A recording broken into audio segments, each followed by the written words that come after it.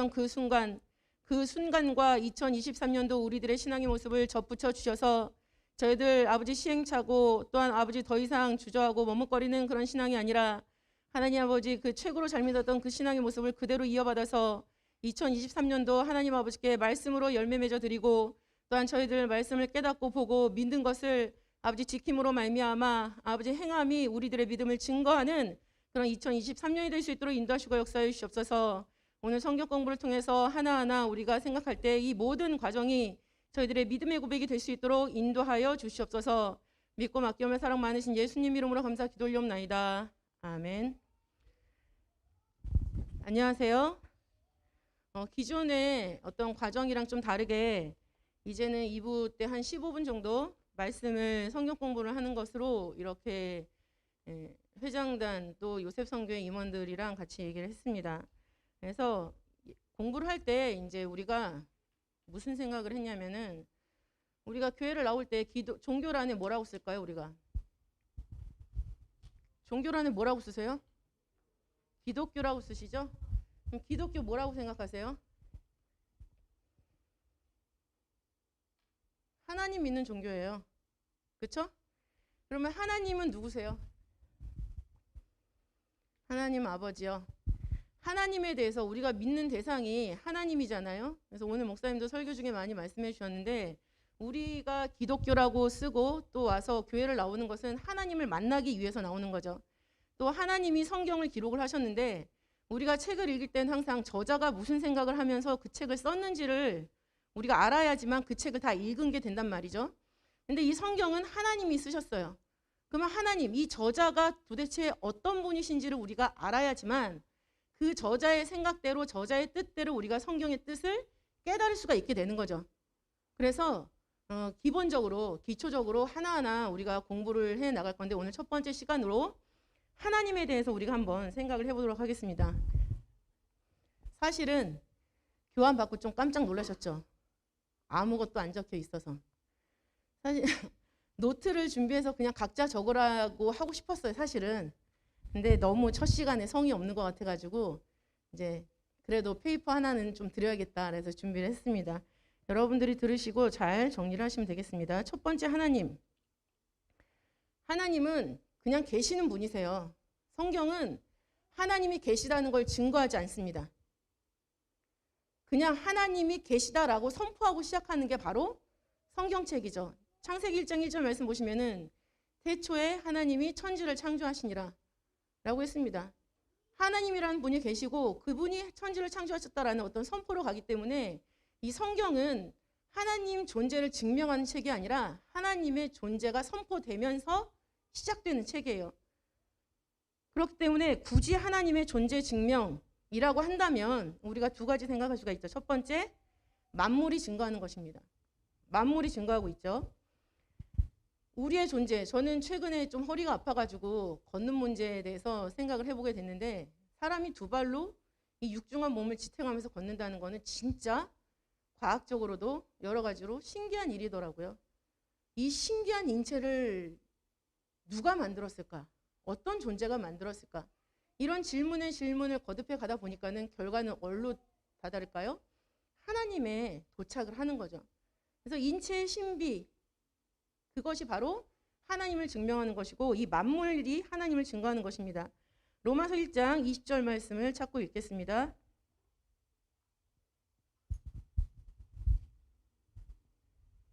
로마서 1장 20절 말씀 시작. 창세로부터 그의 보이지 아니하는 것들 곧 그의 영원하신 능력과 신성이 그 만드신 만물에 분명히 보여 알게 되나니 그러므로 저희가 핑계치 못할지니라 라고 나와 있습니다. 우리가 지금 이상 기후가 지금 세계 많잖아요. 지금 캘리포니아는 엄청난 폭설이 있어가지고 많은 사람들이 고통을 당하고 있는 것들, 그 다음에 홍수가 나서 또 난리가 난 것들, 그거는 우리가 과학적인 통계를 가지고 증명할 수 있는 부분이 아니죠. 그 모든 것 위에서 그거를 다 지배하고 계신 어떤 존재가 있다라고 했을 때 그 존재가 바로 누구라는 거예요? 하나님이라는 것입니다. 우리나라에서 일어나는 이런 엄청난 기후 변화 또는 나무가 자라고 열매를 맺는 모든 과정들, 누가 지시하고 명령하지 않았는데 저절로 그렇게 되고 있다라는 거죠. 이 원칙을 세우시고 운행하시는 분이 다 누구라는 거죠? 하나님이라는 거예요. 그러니까 우리가 눈에 걸리는 모든 것들이 다 하나님을 외치고 있어요. 우리는 그 외침을 들을 수 있을 정도로 마음 가운데 영혼을 사모하는 마음을 일깨워야 되겠죠. 두 번째는 양심이 증거합니다. 양심. 베드로전서 3장 21절 찾고 읽겠습니다.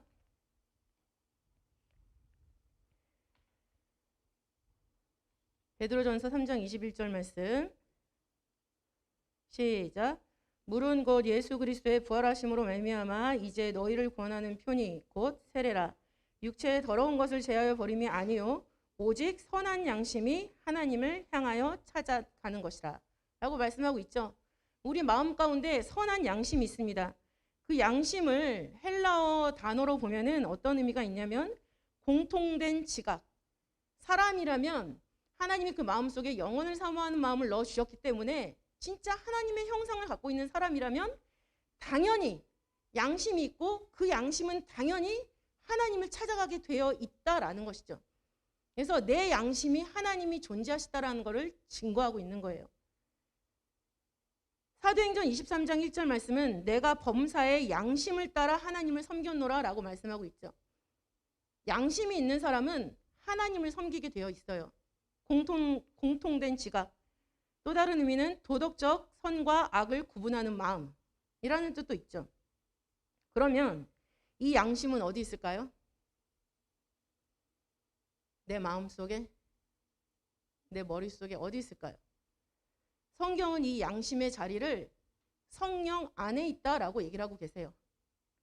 로마서 9장 1절 말씀을 보시면은 내 양심이 성령 안에서 나로 더불어 증거하노니 라는 말씀이 있는데 내 양심이 성령 안에서 이것을 공동 번역에서 보면은 이렇게 번역을 하고 있죠. 성령으로 움직이는 내 양심. 사람의 양심이라는 것은 성령, 하나님의 영의 지배를 받아서 움직이게 되어 있어요. 그렇기 때문에 양심이 있는 사람은 성령 안에 있는 사람이고 자동적으로 하나님이 계시다라는 것을 인정하게 된다라는 거죠. 그래서 만물도 증거하고 내 양심도 하나님을 증거한다라는 것을 알 수 있습니다. 크게 두 번째로 그러면 하나님의 속성은 어떠신가? 좋으신 하나님, 기뻐하시고 슬퍼하시고 한탄하시고 여러 가지의 하나님의 어떤 감정, 선도 우리는 성경에서 발견할 수가 있습니다. 그러나 사람이 흉내낼 수 없는 절대적인 속성이 있으세요. 하나님의 절대 속성. 첫 번째는 영원 자존성이죠. 영원히 스스로 계시는 분. 영원 자존성. 이것을 유일 독립성이라고도 합니다. 유일 독립성. 출애굽기 3장 14절 말씀 보시면 하나님 이렇게 말씀하셨죠. 스스로 있는 자. 당신을 나는 스스로 있는 자다라고 설명을 하셨어요. 영원히 스스로 존재하시는 분. 영원 자존성. 그것이 바로 하나님의 속성. 하나님만 갖고 있는 속성이 된다라는 것이죠. 두 번째는 뭘까요? 영원 불변성입니다. 영원 불변성. 야고보서 1장 17절 말씀을 보시면은 그는 변함도 없으시고 회전하는 그림자도 없으시니라 라고 말씀하고 있죠. 변함이 없으시다. 그리고 말라기서 3장 6절 참고로 적으시면 말라기 3장 6절은 나 여호와는 변혁지 아니하나니 라고 말씀하고 계십니다. 하나님은 절대로 변하거나 바뀌지 않는 분이시다. 그리고 그대로시기 때문에 우리가 믿을 만한 거죠. 사람이 말이 바뀌는 사람들 있잖아요. 말을 자꾸만 바꾸는 사람들이랑은 말을 섞을 필요가 있을까요? 없을까요? 없어요. 그런 사람 가까이 가고 싶으세요? 그런 사람이랑 프로젝트 같이 하고 싶으세요? 그렇지 않잖아요. 왜? 우리 마음속으로 하나님이 영원히 불변하시고 그 말씀을 반드시 이루시는 분이기 때문에 우리도 그런 거를 좋아하는 마음이 있는 거예요. 하나님은 변혁지 아니하신다. 그렇기 때문에 예레미야 10장 10절에서는 하나님은 참 하나님이시고 사시는 하나님이시고 영원한 왕이라고 기록을 하고 계시죠. 우리를 지배하시는 분은 하나님 아버지, 영원히 변함이 없으신 하나님 아버지다. 그렇기 때문에 히브리서 13장 8절에서는 예수님도 어제나 오늘이나 영원토록 동일하시다라고 말씀하고 있죠. 그러면 하나님이 영원히 변함이 없으신데 뭐가 변치 않으실까요? 콕 찍어서 하나님의 무엇이 변함이 없을까요? 뜻. 하나님이 우리를 향하신 뜻이 있으세요. 하나님이 인형놀이, 장난감놀이 하려고 사람 창조하신 거 아니거든요.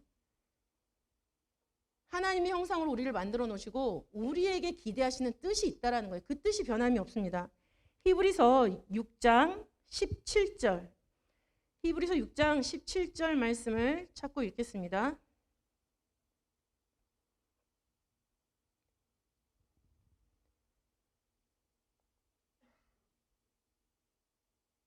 제가 15분 안에 끝내고 싶다라는 강박관념이 있어가지고 말이 엄청 빠르죠? 자, 히브리서 6장 17절 말씀 읽겠습니다. 시작. 하나님은 약속을 기업으로 받는 자들에게 그 뜻이 변치 아니함을 충분히 나타내시려고 그 일에 맹세로 보증하셨나니. 아멘. 여기서 뭐가 변치 않습니까? 그 뜻이 변치 아니함을 하나님이 우리에게 끊임없이 성경 전체를 통해서 말씀하고 계시는 거예요. 그러면 여기서 하나님이 변치 않고 우리에게 말씀하시는 뜻이 뭘까요? 우리가 기도할 때 하나님의 뜻대로 살게 해주세요 기도하시죠. 또 우리 자녀들을 위해서 하면서 우리 아이가 하나님의 뜻대로 성장할 수 있게 해주세요 기도하시죠. 그 뜻이 뭘까요? 요한복음 6장 40절 말씀을 찾고 읽겠습니다. 요한복음 6장 40절 말씀. 시작. 내 아버지의 뜻은 아들을 보고 믿는 자마다 영생을 얻는 이것이니 마지막 날에 내가 이를 다시 살리리라 하시니라. 자, 여기서 아버지의 뜻이 뭡니까? 예수 그리스도 통해서 하나님을 믿는 믿음을 가진 사람들이 영생을 얻는 것. 우리가 영생을 얻는 게 하나님 뜻이에요. 그러니까 하나님 뜻대로 살게 해주세요 라고 기도하는 것은 뭐냐면 내가 영생을 얻기에 합당한 자로 살게 해주세요 라고 기도를 하시는 거죠. 왜냐하면 영생이라는 것은 성경에 많은 약속이 있지만 그 모든 약속을 한 가지로 딱 말을 해라 라고 했을 때 요한일서 2장 25절에 영생의 약속이에요. 영생의 약속. 그리고 그 영생의 약속은 언제 하셨냐? 디도서 1장 2절 말씀 보시면 영원한 때 전에 하셨다라고 말씀하시거든요. 영원한 때 전부터. 그때 아주 가장 처음 하신 약속이 바로 영생의 약속이라는 거죠. 근데 그 영생의 약속이 지금 이루어졌어요? 이루어져 가는 중이에요? 이루어져 가는 중이죠. 그러니까 그 뜻을 우리를 통해서 반드시 이루시겠다라고 하시는 게 변치 않는 뜻이라는 거죠. 영원하신 하나님이 영원한 때 전부터 반드시 이룰 때까지 변함없이 진행하시는 것. 그래서 하나님이 영원 불변성이 있는 것입니다. 이것은 하나님이 이루시는 일이에요. 우리가 노력할 때 노력하는 자들, 신앙의 경건의 연습을 끊임없이 부단히 애쓰고 힘쓰는 자들을 통해서 하나님이 이루실 일이라는 거죠. 이사야 14장 24절 말씀을 보시면은 나의 생각한 것이 반드시 되며 나의 경영한 것이 반드시 이루리라 라고 말씀하고 계십니다. 또 마태복음 5장 18절에는 율법의 1.1획이라도 반드시 없어지지 아니하고 다 이루리라 라고 얘기를 하고 계시죠. 이런 하나님의 영원 불변성을 보고 우리는 하나님을 믿고 있는 것이죠. 세 번째 하나님의 속성. 영원 무한성입니다. 영원 무한성. 솔직히 하나님에 대해서 이렇게 정리하는 게 참 부끄러운 일이에요. 왜냐하면 무한하신 하나님을 우리가 감히 어떻게 설명을 할 수가 있겠어요. 정의, 데피니션은 내릴 수가 없는 분이세요. 그분은. 근데 많은 사람들은 자기의 어떤 지식과 연륜과 경륜을 통해서 하나님을 정의를 하고 싶어 하죠. 그래야지 마음이 불안한 게 사라지기 때문에. 욥기서 11장 7절 말씀을 보시면 내가 하나님의 오묘를 어찌 능히 측량하며 전능자를 어찌 능히 온전히 알겠느냐라고 얘기를 하고 있습니다. 하나님은 알 수가 없으신 분이에요. 왜? 우리는 유한한 존재고 그분은 무한한 존재이기 때문에. 영원 무한성, 시작과 끝이 없으시죠. 욥기 37장 23절 말씀을 보셔도 전능자를 측량할 수 없나니 그는 권능이 지극히 크사 심판이나 무한한 공의를 굽히지 아니하심이니라. 하나님은 측량할 수가 없습니다. 그 권능이 크시고 심판이나 하나님의 공의도 무한하다라고 표현을 하고 있죠. 굽혀지지 않는 하나님의 무한한 공의가 있다. 불변하지 않는 뜻이죠. 그래서 솔로몬도 성전을 짓고 나서 이런 고백을 하죠. 열왕기상 8장 27절 말씀 보시면 하늘과 하늘들의 하늘이라도 주를 용납지 못하겠거든. 이런 고백을 하지 않습니까? 우주 전체를 아우르시는, 우주 밖에 계시면서 전체를 보시는 창조주 하나님, 영원 무한성을 갖고 계시는 분입니다. 네 번째는 무소부재성이죠. 우리가 가장 간과하고 있는 얘기예요. 무소부재성. 안 계신 곳이 없는 하나님이라는 거예요. 하나님이 여기 계시다 저기 계시다 할 수 없으신 분이에요. 왜? 다 계시니까. 지금 이 사무엘 성전에도 있으세요. 그리고 여러분은 집을 비우고 나왔다고 생각하지만 여러분 집에도 하나님이 계시는 거죠. 언제 어디나 하나님이 함께 계시는 거예요. 우리 아이들이 어린이집 갔을 때도, 또 아직 미혼이신 분은 아직 결혼하지 못한 내 짝이 어디 있는지 모르지만 그 짝에게도 같이 계시다라는 거죠. 무소부재성. 그렇기 때문에 우리가 먹든지 마시든지 무엇을 하든지 하나님이 지금 나를 지켜보고 계시다 라고 생각하면서 말하고, 하나님 내 앞에 계시다 라고 생각하면서 행동한다면 죄를 최소화할 수가 있겠죠. 보다 더 살갗에 와닿는 예를 들자면, 하나님의 사람 원로 목사님 살아서 지금 여기 계시다고 생각해 보세요. 우리가 어떤 자세로 예배를 드리겠습니까? 굉장히 간단한 얘기예요. 지금 아버지가 살아서 여기 계시다, 내 옆에 계시다 라고 하면 내 신앙의 모습이 결정이 나는 거예요. 그리고 내가 해야 될 말, 하나님의 복음 외에 아닌 것은 참게 되는 거죠. 안 하게 되는 거죠. 하나님의 무소부재성, 시편 139편 1절부터 2절 말씀 보시면, 주께서 나의 앉고 일어섬을 아시며 멀리서도 나의 생각을 통촉하시오며, 그죠? 시편 138편 6절도 있습니다. 138편 6절, 여호와께서 높이 계셔도 낮은 자를 하감하시며, 우리들을 다 보신다는 얘기죠. 멀리서도 교만한 자를 아시나이다. 하나님과 눈을 맞추지 않고 사는 사람들을 하나님이 보신다는 얘기예요. 왜? 하나님이 지금 이영수는 여기 있어야 돼 하고 딱 거기로 눈을 돌리셨는데 거기 제가 없는 거예요. 그러면은 저는 교만한 사람이 되는 거예요. 근데 하나님이 이영수가 1월 7일 어디 4시에 어디 있겠다고 딱 봤는데 거기 제가 있어요. 그러면은 하나님 말씀에 순종한 사람이 되는 거죠. 무소부재성. 이거를 우리는 가장 두려워해야 돼요. 5번째, 전지전능하십니다. 전지전능성. 다 아시고 다 모든 것을 할 수 있는 능력이 있으시다는 겁니다. 역대상 28장 9절 말씀. 다윗이 솔로몬에게 경고하는 말씀이죠. 여호와께서는 못 마음을 감찰하사 모든 사상을 아시나니. 우리의 마음을 다 하나님이 아시고 어떤 사상으로 일하는지 알고 계시다라는 거예요. 내가 하나님 사상으로 와서 예배를 드리고 있는 건지, 아니면 외로움에 지쳐가지고 동아리 모임 하려고 여기 나와 있는 건지 하나님이 아신다라는 거죠. 어떤 걸 좋아하시겠어요?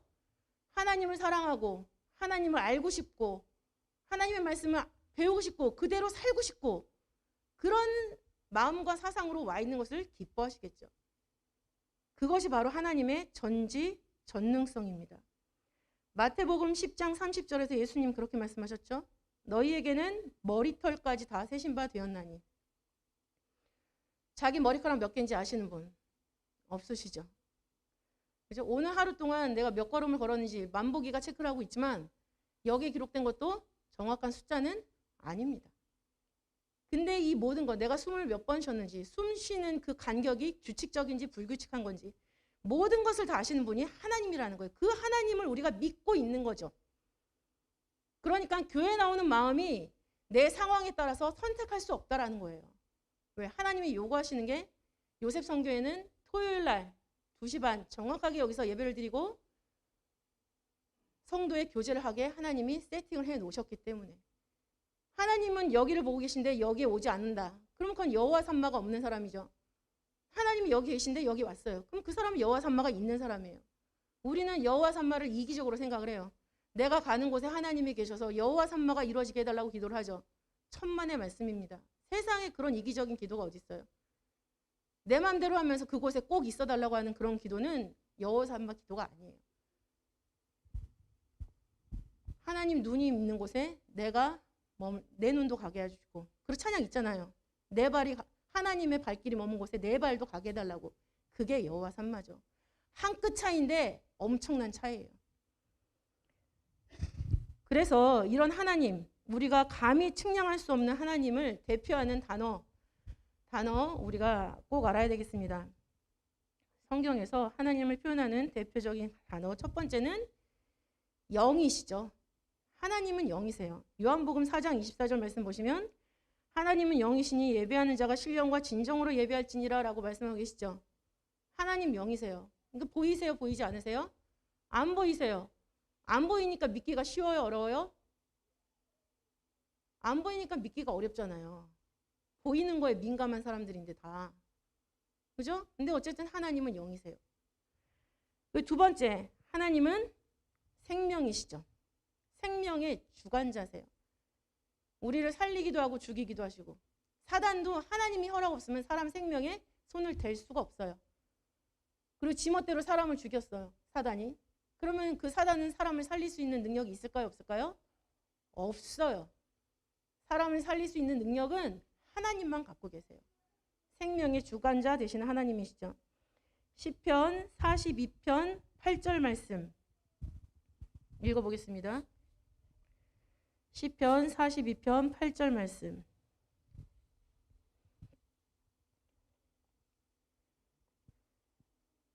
시작. 낮에는 여호와께서 그 인자함을 베푸시고 밤에는 그 찬송이 내게 있어 생명의 하나님께 기도하리로다.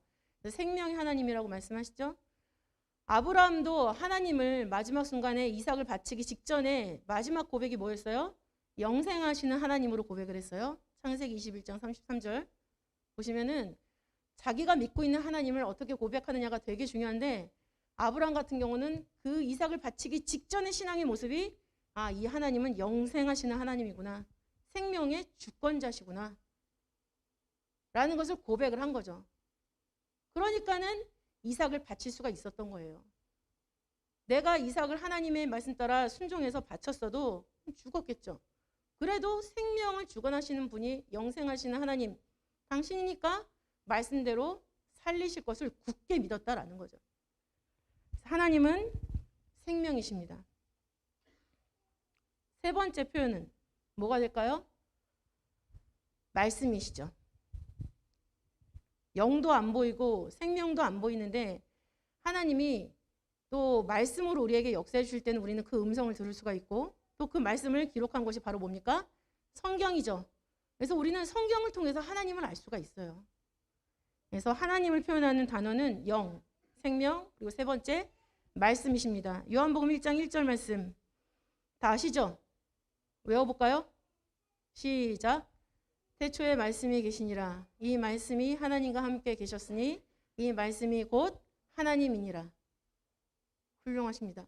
말씀이 곧 하나님이세요. 하나님은 말씀이세요. 근데 말씀이 계시니라 라고 했기 때문에 이 말씀은 인격이죠. 하얀 종이에 까만색 글씨가 있는 그게 말씀이 아니에요. 또 우리가 말하는 말의 존댓말로 사용되는 그런 말씀도 아닙니다.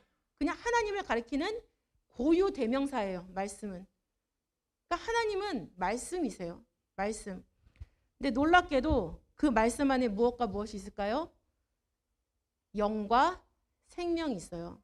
하나님을 가리키는 대표적인 표현이 하나님은 영이시다. 하나님은 생명이시다. 하나님은 말씀이시다. 인데 그 말씀 안에 영과 생명이 있습니다. 요한복음 6장 63절 읽고 마치겠습니다.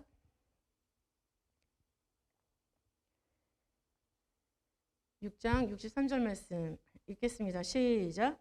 살리는 것은 영이니 육은 무익하니라. 내가 너희에게 이른 말이 영이요 생명이라. 아멘. 하나님 아버지의 말씀, 성경 말씀에 집중해서 우리가 그 말씀대로 살 때 우리가 영이 살아있는 사람이고 생명을 가지고 있는 사람이고 장차 변하지 않는 하나님의 뜻대로 영생할 자라는 것을 믿으시기 바랍니다. 그리고 이것을 가정에 계신 분들은 가정에서 자녀들에게 또 부부끼리 나누시고 또 아직 미혼이신 분들은 이 말씀을 가지고 내가 사랑하는 사람, 놓고 기도하는 사람과 같이 공유한다면 말씀으로 성립된 그런 결혼을 할 수도 있겠죠. 그래서 이 말씀이 우리 요셉 선교회 전체를 아우르는 어떤 신앙의 베이스가 되고 앞으로 나가는 그런 방향이 됐으면 좋겠습니다. 기도하겠습니다. 살아계신 아버지 감사드립니다. 하나님을, 너무나도 큰 하나님을 아버지 사람의 지식으로 재단을 하고 내가 원하는 그런 하나님으로 액자에 가둬뒀던 저희들의 모순을 용서하여 주시옵소서. 하나님 아버지 전 우주 그 밖에서 우리를 보시고 아우르시고 아버지 영원한 생명을 우리에게 주시고자 하나님 아버지의 뜻을 진행해 오고 계실 때 아버지 하나님 저희들도 하나님의 뜻을 깨닫고자 아버지 성경을 붙잡고 아버지 매달리며 살 수 있도록 인도하시고 하나님 아버지 말씀을 깨닫는 순간마다 저희들의 인격이 변화해서 말씀이 인격이신 것처럼 우리의 인격도 하나님의 말씀의 인격과 닮아갈 수 있는 놀라운 역사를 허락하여 주시옵소서. 우리 각 가정의 모든 자녀들에게 또한 아버지 남편과 아내 사이에서 또한 아버지 미래의 배우자를 위해서 기도하는 모든 것에 이런 하나님을 공통의 마음으로 공통의 믿음으로 믿는 그런 귀한 소원을 가지고 그렇게 실천해 나가는 우리 요셉 성교회가 될 수 있도록 인도하여 주시옵소서. 하나님께서 앞으로 2023년 요셉 성교회 바라고 원하시는 모든 기대가 그때그때 지혜롭게 깨닫게 우리를 붙잡아 주시고 깨달았은즉 실천함으로 말미암아 아버지께 영광 돌려드릴 수 있도록 축복하여 주시옵소서. 믿고 맡기며 사랑 많으신 예수님 이름으로 감사 기도 올리옵나이다. 아멘. 네, 전사님 감사합니다. 저 이제 또래 모임 진행할 건데요. 주기도문으로 우선은 마치도록 하겠습니다. 하늘에 계신 우리 아버지여, 이름이 거룩히 여김을 받으시오며 나라의 마옵시며 뜻이 하늘에서 이룬 것 같이 이 땅에서 이루어지이다. 오늘날 우리에게 일용할 양식을 주옵시고 우리가 우리에게 죄인 자를 사하여 준 것 같이 우리 죄를 사하여 주옵시고 우리를 시험에 들게 하지 마옵시고 다만 악에서 구하옵소서. 대개 나라와 권세와 영광이 아버지께 영원히 있사옵나이다.